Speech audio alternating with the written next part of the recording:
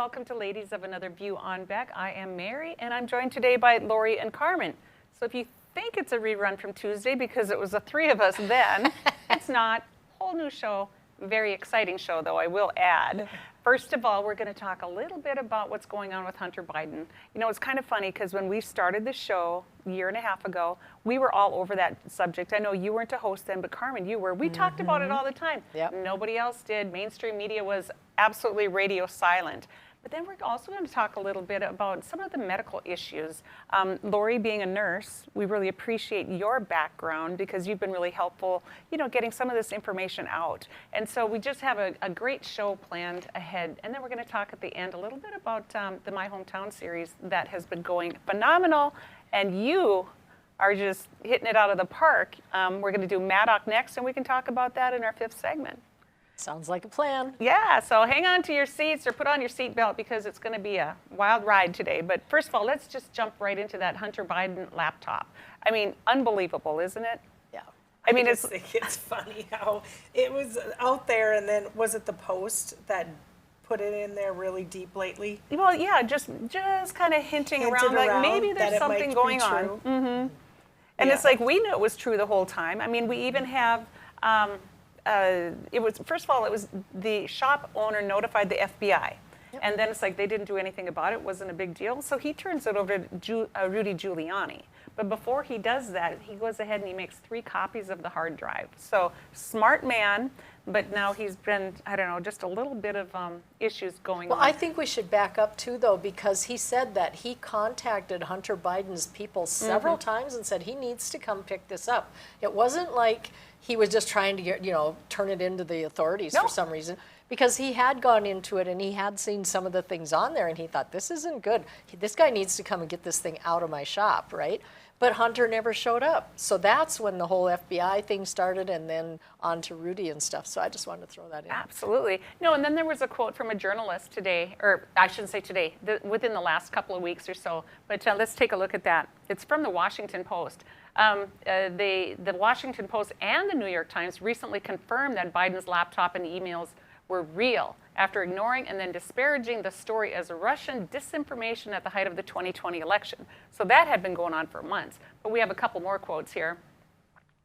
The social media giants Twitter and Facebook also blocked users from sharing the original reporting by the New York Post on Biden's emails prior to the election. And that's where we have a problem right here with our own Facebook page. We were given warnings many, many times excuse me, because of those quotes. I mean, we were sharing that information, and they said, nothing to see here, nothing to see here. But we have one more quote from there. It says, I didn't think Hunter Biden's business relationships had anything to do with who should be president of the United States. So I don't find it to be interesting. That would be my problem with that as a major news story. And that's how the journalist responded, that it wasn't that big of a deal. It has nothing to do with the president of the United States. Yep, What say you guys? Yep.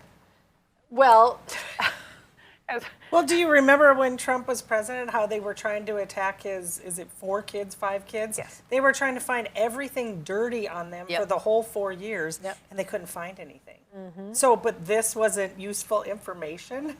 Right, but I think one of the boys did. He had a 10 or 15-minute conversation with someone in Russia regarding the hotel because they do have business dealings over there. Right. And the hotel has nothing to do with the presidential election. Right.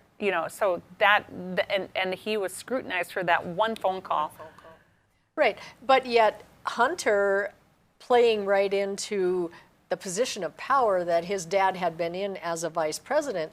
Way back when he was vice president, Hunter was using his business associate and his business dealings to be able to get favors from dad in the vice presidential seat with Obama as president, and he had his dad as, well, they called him the big guy, and if you get into the emails, he was the big guy, and you held 10% back of the money that Hunter was getting from all these Russian and Ukrainian people, and 10% hold it back for the big guy, which was Joe Biden. That's been proven.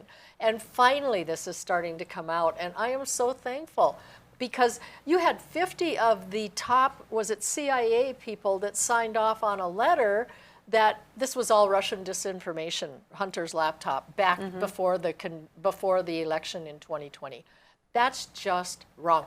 That tells you how politicized our government entities have become.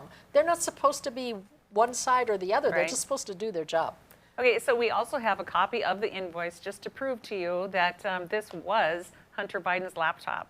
And so that was also turned over. But now the owner of the shop, his name is John Paul MacIsaac. He's been having a little bit of trouble on his end. His business is not doing very well, and he's had death threats and all kinds of threats against him. Let's have a couple quotes. It says, "I was getting a lot of death threats. I had to have a Wilmington trooper parked in the front of my shop at all times. And then there were also multiple situations where people came in and you could just tell they weren't there to have a computer fixed. And if they were not, there were other people in the shop. I don't know what they would have happened," he said. "I was having vegetables, eggs, dog crap, and everything else thrown at my shop every morning." So that's the things he gets. And it's like, how immature and childish, but it's because they share the information. And I just hate it when good people get punished for doing something good. Yeah, and I think there is an update. He did, I think he closed his store. I think so too. He's in bankruptcy, isn't he? Or Yes. he's ready to go bankrupt. Yeah, and then there's closed another, we have this collage, because it was, first it was said it was fake news or it was censored. Everything had to be censored. But I just want to, I know you can't read in on that email there, but this is from Vadim Pohosky, a gentleman over in either Ukraine or Russia. It says, "Dear Hunter, thank you for inviting me to DC and giving me an opportunity to meet your father and spend some time together. It's really an honor and a pleasure. As we spoke yesterday evening, would be great to meet today for quick coffee. What do you think? I could come to your office somewhere around noon," etc., etc. So he was introducing these people to the then Vice President of the United States. And so when they say that there's no correlation here, and yet we know that, I mean, and then also Joe Biden had always said, "Oh, we've never talked about our business, even at Easter, Christmas, whatever." I mean, who has a kid who's a multimillionaire sitting at the same dinner table and you don't talk about, "Oh, where'd you get that money?" Yeah. And a drug addict and leaving his laptop with all that stuff somewhere. And who were the people that he tried to contact that are his people? Yeah, I mean, and then his ex-wife has provided, yes. information, and, Hunter's ex-wife. There's just so much now, and the press is still not wanting to touch it, except a couple of the networks of the letter networks are starting to doing leak it out. But, it's just sad to me that we have gone to this level of corruption in our country at every level. I mean, it's heartbreaking, actually. I said something this morning. Any institution I ever used to trust, I don't trust any of them anymore. And I think a lot of Americans feel that way. And it's sad. It just is.